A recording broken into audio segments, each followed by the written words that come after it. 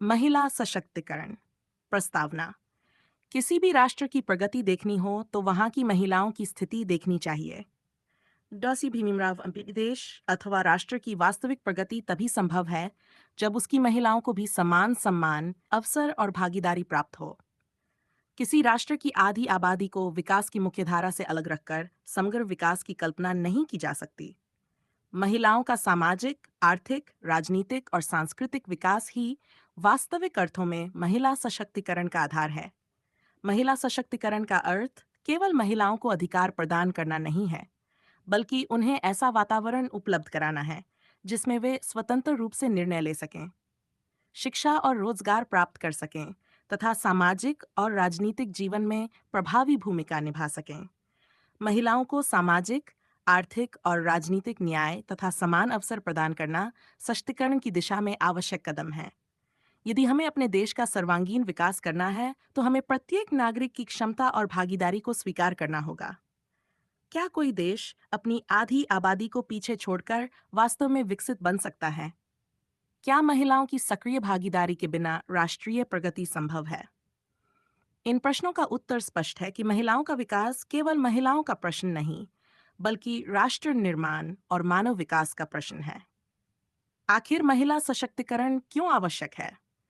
किसी भी समाज और राष्ट्र के विकास में महिलाओं की महत्वपूर्ण भूमिका होती है। महिला केवल परिवार की सदस्य नहीं, बल्कि समाज और राष्ट्र निर्माण की सक्रिय सहभागी है। इसलिए महिलाओं को प्रत्येक क्षेत्र में आगे बढ़ने के लिए समान और पर्याप्त अवसर प्रदान करना आवश्यक है।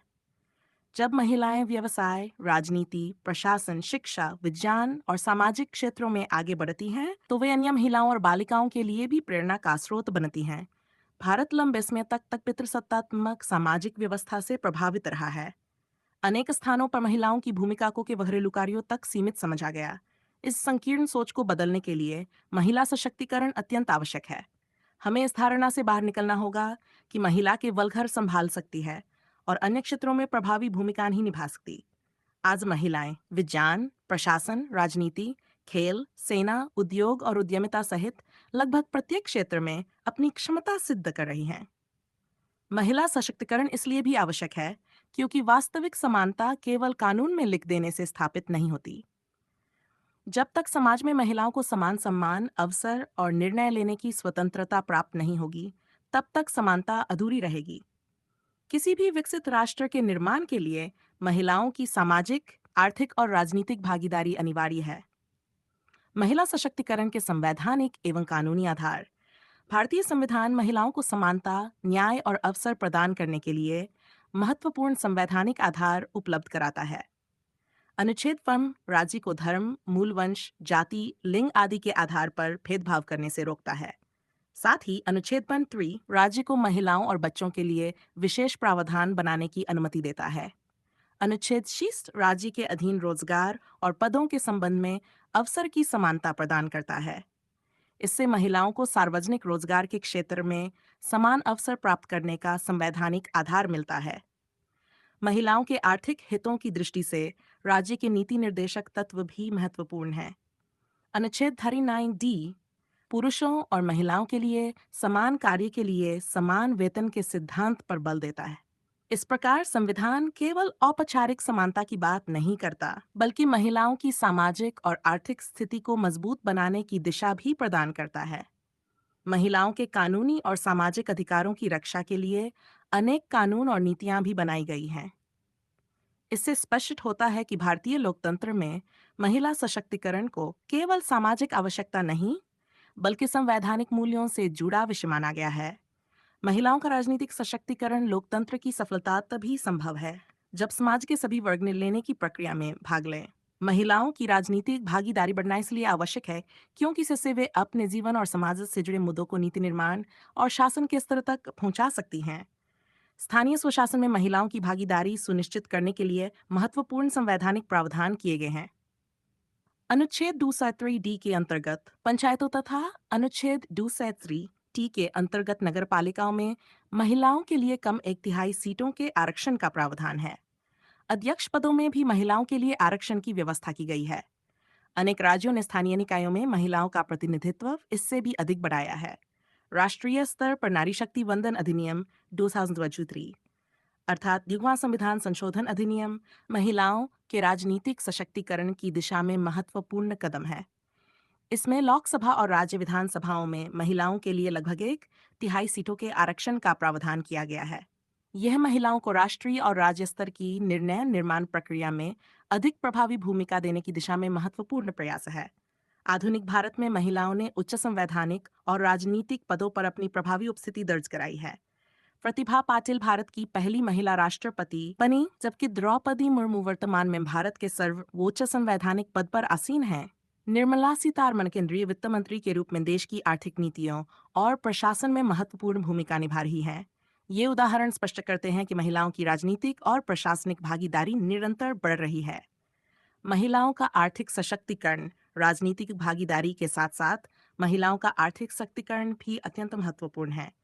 आर्थिक आत्मनिर्भरता किसी महिला को अपने जीवन से जुड़े निर्णय अधिक स्वतंत्रता और आत्मविश्वास के साथ लेने की क्षमता प्रदान करती है। आर्थिक रूप से सक्षम महिला परिवार, समाज और राष्ट्र के विकास में अधिक प्रभावी योगदान दे सकती है। महिलाओं को रोजगार, कौशल विकास, उद्यमिता और स्वरोजगार के पर्याप्त अवसर प्रदान किए जाने चाहिए। केंद्र और राज्य सरकारों को ऐसी योजनाएं प्रभावी रूप से लागू करनी चाहिए जिनसे महिलाएं आर्थिक रूप से आत्मनिर्भर बन सकें। वित्तीय सहायता, प्रशिक्षण और रोजगार के अवसर महिलाओं को केवल आय का साधन नहीं देते, बल्कि उनकी सामाजिक स्थिति और निर्णय लेने की क्षमता को भी मजबूत करते हैं। आज महिलाओं ने प्रशासन, शिक्षा, विज्ञान, उद्योग, बैंकिंग और उद्यमिता सहित अनेक क्षेत्रों में अपनी पहचान स्थापित की है। फिर भी कई स्थानों पर महिलाओं को रोजगार और वेतन के क्षेत्र में असमानता का सामना करना पड़ता है। इसलिए समान कार्य के लिए समान वेतन तथा समान अवसरों की संवैधानिक भावना को व्यवहार में भी प्रभावी रूप से लागू करना आवश्यक है। इस प्रकार महिला सशक्तिकरण के लिए राजनीतिक अधिकारों के साथ साथ आर्थिक आत्मनिर्भरता भी आवश्यक है। शिक्षा, कौशल और रोजगार के बिना महिलाओं की स्वतंत्रता और निर्णय क्षमता पूर्ण रूप से विकसित नहीं हो सकती। महिलाओं का सामाजिक सशक्तिकरण जिस प्रकार समाज में पुरुषों की भूमिका महत्वपूर्ण है, उसी प्रकार महिलाओं को भी सम्मानजनक और समान स्थान प्राप्त होना चाहिए। महिलाओं को हीन भावना या भेदभाव की दृष्टि से नहीं देखा जाना चाहिए। महिलाओं का सम्मान करना केवल व्यक्तिगत नैतिकता का प्रश्न नहीं, बल्कि एक सभ्य और लोकतांत्रिक समाज की पहचान है। महिला परिवार के साथ साथ समाज और राष्ट्र के विकास में भी महत्वपूर्ण योगदान देती है। बच्चों की शिक्षा, संस्कार और व्यक्तित्व निर्माण में महिलाओं की महत्वपूर्ण भूमिका हो सकती है, किंतु उनकी भूमिका को केवल परिवार तक सीमित नहीं किया जा सकता। महिलाएं सामाजिक नेतृत्व, शिक्षा, विज्ञान, कला, खेल और सार्वजनिक जीवन में भी महत्वपूर्ण योगदान देती हैं। सामाजिक सशक्तिकरण का अर्थ महिलाओं को शिक्षा, सम्मान और सुरक्षा प्रदान करना ही नहीं है, बल्कि उन्हें अपने जीवन के निर्णय लेने की स्वतंत्रता देना भी है। जब महिलाएं सामाजिक रूप से स्वतंत्र और सम्मानित होंगी, तभी वे आर्थिक और राजनीतिक क्षेत्रों में भी पूर्ण रूप से भागीदारी कर सकेंगी। महिलाओं के सामने सामाजिक समस्याएं एवं चुनौतियां। भारत ने विकास और महिला अधिकारों के क्षेत्र में महत्वपूर्ण प्रगति की है। फिर भी महिलाओं के सामने अनेक चुनौतियां बनी हुई हैं। समाज में आज कुछ स्थानों पर महिलाओं के प्रति भेदभावपूर्ण दृष्टिकोण दिखाई देता है। कार्यस्थलों पर उत्पीड़न और असमानव व्यवहार जैसी समस्याएं महिलाओं की प्रगति में बाधा उत्पन्न करती हैं। पितृसत्तात्मक का सोच आज भी महिला सशक्तिकरण की प्रमुख चुनौतियों में से एक है। अनेक परिवारों और समाजों में महिलाओं को घर की चारदीवारी तक सीमित रखने की मानसिकता मौजूद है। यह धारणा कि महिला केवल घरेलू कार्य कर सकती है और बाहरी क्षेत्रों में सफल नहीं हो सकती, उनकी प्रतिभा और क्षमता को सीमित करती है। शिक्षा और कौशल विकास के पर्याप्त अवसरों का अभाव भी महिलाओं की प्रगति में बाधा बन सकता है। आर्थिक रूप से निर्भर रहने के कारण कई महिलाओं को अपने जीवन से जुड़े निर्णय लेने में कठिनाई होती है। कुछ क्षेत्रों में रोजगार, वेतन और पदोन्नति के अवसरों में भी असमानता देखी जा सकती है। अतः यह कहा जा सकता है कि कानूनी और संवैधानिक प्रगति के बावजूद वास्तविक सामाजिक समानता की स्थापना अभी भी एक चुनौती है। महिला सशक्तिकरण का वास्तविक उद्देश्य भी पूरा होगा जब कानून और अधिकार समाज के व्यवहार में भी दिखाई दें। महिला सशक्तिकरण के लिए आवश्यक उपाय यदि हमें वास्तव में किसी राष्ट्र का समग्र विकास करना है, तो महिलाओं की सक्रिय भागीदारी आवश्यक है। महिला शक्तिकरण के लिए केवल कानून बनाना पर्याप्त नहीं, इसके लिए सरकार, समाज और परिवार तीनों स्तरों पर परिवर्तन आवश्यक है। केंद्र और राज्य स्तर पर महिलाओं के सामाजिक, आर्थिक और राजनीतिक विकास के लिए प्रभावी योजनाएं लागू की जानी चाहिए। महिलाओं की शिक्षा को विशेष प्राथमिकता देनी होगी, क्योंकि शिक्षा आत्मनिर्भरता और जागरूकता का आधार है। एक शिक्षित महिला न केवल स्वयं के जीवन को बेहतर बना सकती है, बल्कि परिवार और समाज के विकास में भी महत्वपूर्ण भूमिका निभा सकती है। महिलाओं के लिए कौशल विकास, रोजगार और स्वरोजगार के अवसर बढ़ाए जाने चाहिए। उद्यमिता और आर्थिक सहायता के माध्यम से महिलाओं को आत्मनिर्भर बनने के लिए प्रोत्साहित किया जाना चाहिए। वित्तीय साक्षरता और आधुनिक कौशल भी महिलाओं के आर्थिक सशक्तिकरण में महत्वपूर्ण भूमिका निभा सकते हैं। महिलाओं की राजनीतिक और प्रशासनिक भागीदारी को भी निरंतर बढ़ाना आवश्यक है। निर्णय लेने वाली संस्थाओं में महिलाओं की प्रभावी उपस्थिति से लेकर अधिक प्रातिनिधिक और समावेशी बन सकता है। सरकार द्वारा चलाए जाने वाले जन जागरूकता अभियान भी बेटी बचाओ, बेटी पढ़ाओ जैसे अभियान बालिकाओं की शिक्षा और सम्मान के प्रति सकारात्मक दृष्टिकोण विकसित करने में सहायक हैं। उत्तर प्रदेश में मुख्यमंत्री सामूहिक विवाह योजना जैसे प्रयास आर्थिक रूप से कमजोर परिवारों को सहायता प्रदान करते हैं तथा परिवारों पर आर्थिक दबाव कम करने में सहयोग करते हैं। सबसे महत्वपूर्ण उपाय समाज की सोच में परिवर्तन है।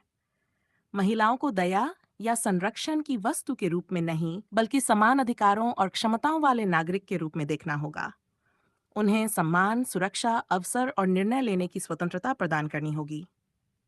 निष्कर्ष, स्त्री और पुरुष दोनों की भूमिका किसी भी समाज और राष्ट्र के विकास के लिए समान रूप से महत्वपूर्ण है।